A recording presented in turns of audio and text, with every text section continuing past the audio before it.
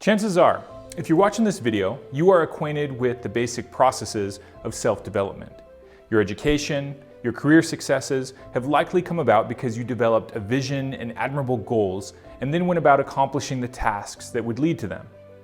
In our video exploring the film The Secret Life of Walter Mitty, we talk in depth about the power of incremental progress in accomplishing the visions we want to realize in the world.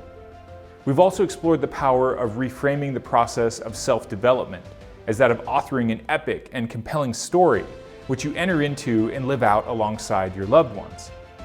These are both powerful principles that will help you to continue in your process of development.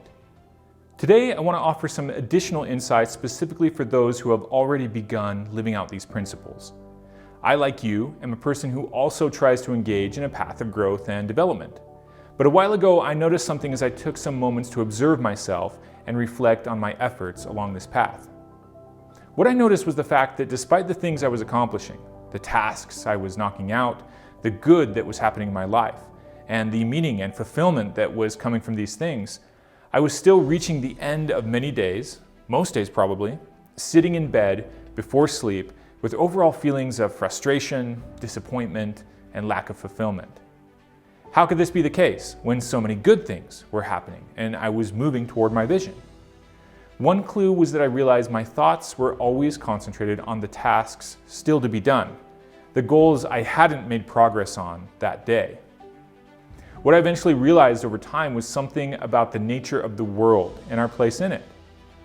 We exist in the world, and all around us we see horizons. Many of these spots on the horizon are beautiful, places we want to be, places where we would be happy and satisfied if we could just get there. And so we head out toward them. And as we do so, we feel accomplishment, meaning, and purpose. But as we get to that beautiful spot on the horizon, oftentimes well before we get there, we look up and realize the horizon has receded. And we see an even more beautiful spot on that receded horizon, where if we could just get there, then we would really be happy. And on it goes. This can also be likened to climbing a mountain. As you climb, your visibility improves. And even before you get to the top, you realize there's an even more beautiful and higher mountain over there. Like me, you can get stuck in the mode of being where you're always frustrated because you haven't made it to that next horizon you can see. You haven't accomplished that other thing which you know you need to do. Your expectations are up here, and you're always down here. Hence, you are perennially disappointed.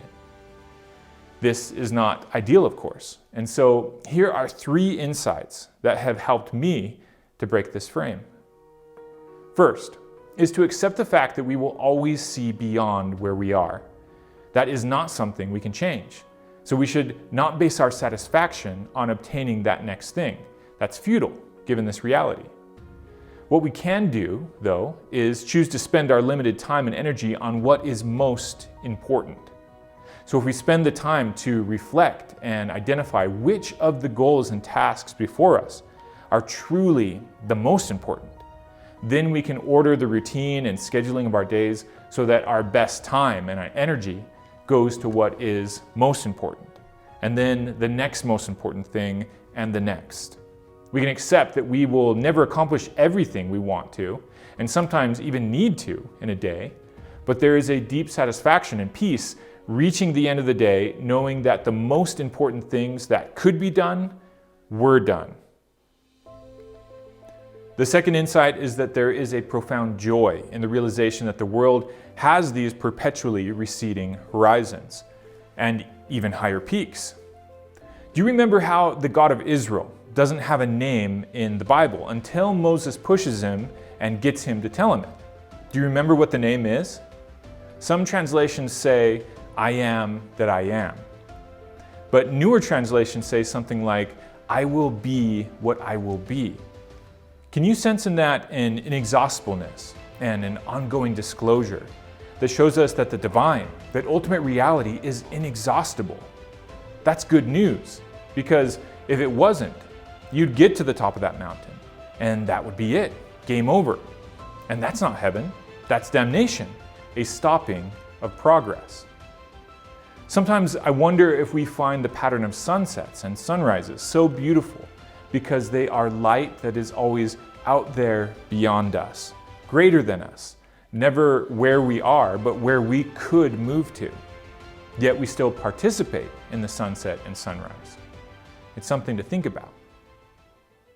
The third insight is that whenever we find ourselves dwelling on our lack of happiness and fulfillment, that should be a clue that we have fallen once again into the paradoxical trap of self-centered thinking. When we get so obsessed with ourselves and our own happiness, we suffer. It's when our ego dissolves, such as in the flow state, when we experience deepest fulfillment. In a recent video, I talked about how gratitude is a great antidote to self-obsession. Everything we've talked about today can be helped along using your Ampelis Meraki. There's the space for your tasks and your scheduling, but also your reflections as you evaluate and reevaluate if you are giving your best time and energy to the most important things. There's even a space for gratitude to keep you from self-obsessing. I wish you the best in your path of development and progress.